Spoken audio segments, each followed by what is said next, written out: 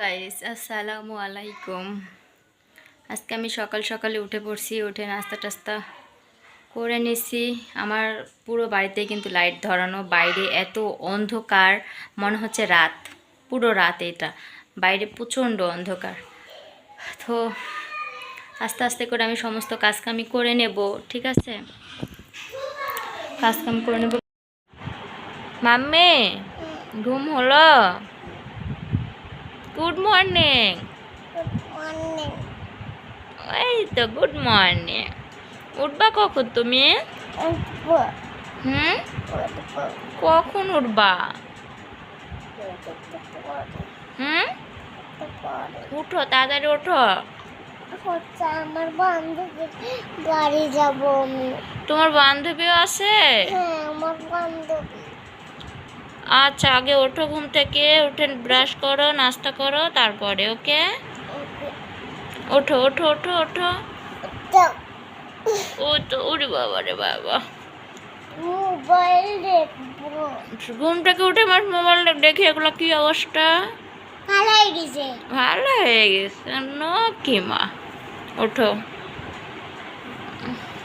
কালকে আমি ছিলিস। Good morning. Good morning. বলো। Good morning. বাড়ি থেকে আম পাঠাইছে, আমগুলো প্রায় সব পেকে গেছে, আরও অনেক আম পাঠাইছিল।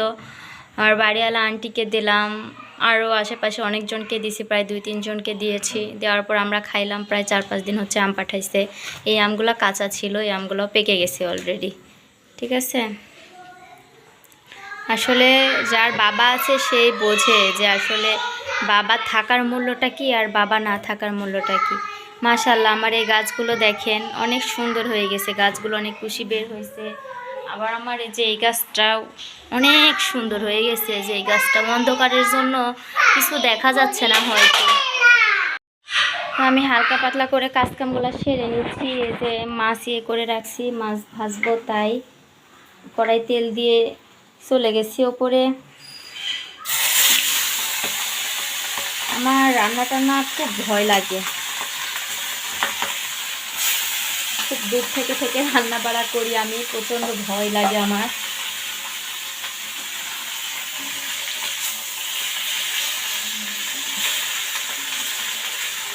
ঠিক আছে, মাছ ভাজতে দিচ্ছি, মাছ দিয়ে কচু দিয়ে আলু দিয়ে রান্না করব।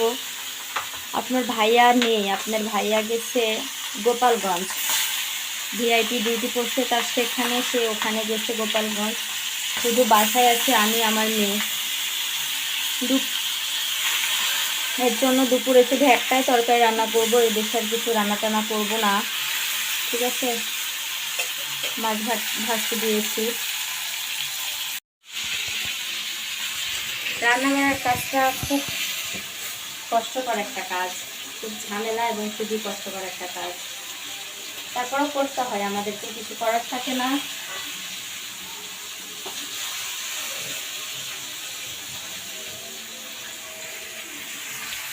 তারপরও কাজটা আমাদেরকে করাই লাগে। অন্ধকার হচ্ছে তাই না? প্রচুর অন্ধকার, প্রচুর অন্ধকার। আসলে ফোনটা যে কোথায় রাখি এটাই বুঝতেছি না, যে এত অন্ধকার হচ্ছে।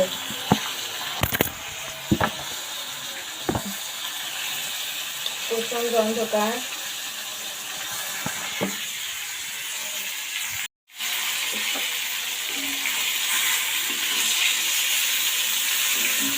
রান্না করতে যে আমার খুব একটা খারাপ লাগে তা না, কিন্তু মাছ টাছ ভাজতে গেলে প্রচণ্ড ভয় লাগে আর কি।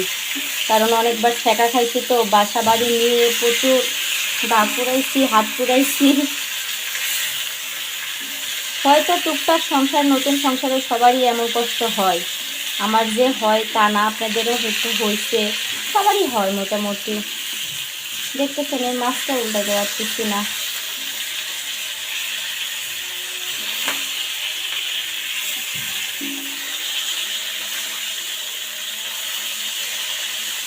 বৃষ্টির দিনে মানে কী যে শুরু করছে, আজকে এতগুলা কাপড় ধুয়ে দিচ্ছি আমি, ঠিক আছে? যে সকাল সকাল মনে হলো যে রোদ উঠছিল, একটু সকাল সকাল রোদ ওঠার কারণে আমি কাপড় ধুয়ে দিছি। কাপড় এক বালতি কাপড় কাচ্ছি, এক বালতি 2 বালতি কাপড় কাচ্ছি, কাচার পরে দুইটা বারান্দায় মেলে দিছি, আর কিছু কাপড় বা ছাদে দিয়ে আসছে। ছাদে দিয়ে আসার পরে গোসলে ঢুকছি, সেই বৃষ্টি।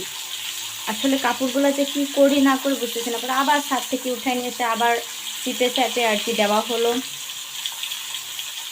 তো কাপড় নিয়ে আরও ঝামেলার মধ্যে রয়েছে, যে কাপড় কাইছে বৃষ্টির দিনে কিছু শুকাচ্ছে না ঘর দিয়ে, আর এত অন্ধকার হয়ে রয়েছে মনে হচ্ছে রাত।